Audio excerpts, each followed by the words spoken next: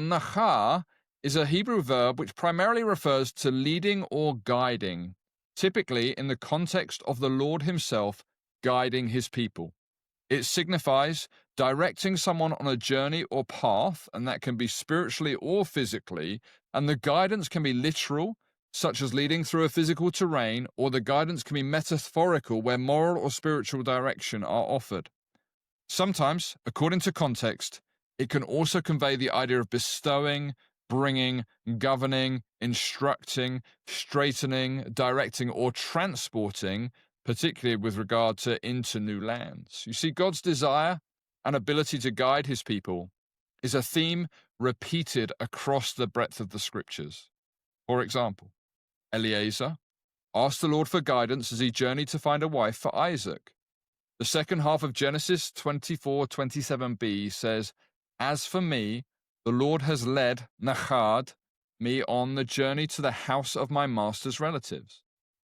Exodus 13 verse 17 shows us that God led the Israelites on a certain route through the wilderness on purpose. It says, God did not lead Nachah them on the road through the Philistine country, though that was shorter, for God said, if they face war, they might change their minds and return to Egypt. In biblical times, the idea of guidance was closely tied to the relationship between God and his people. The Israelites frequently sought divine direction. The image of God as a good shepherd guiding his flock is a prominent theme in the Hebrew Scriptures, mirroring the pastoral culture of that era. For example, the Lord was faithful to clearly guide his people in the wilderness.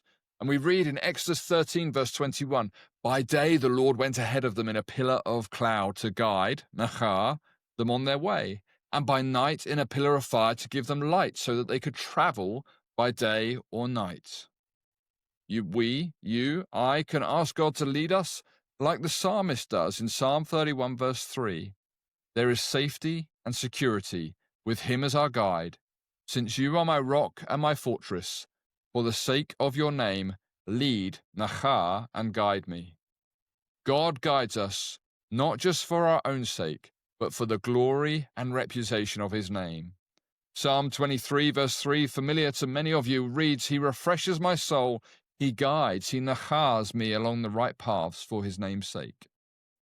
Primarily, God's instruction comes through the scripture. God will never lead us in a way that contradicts his own word.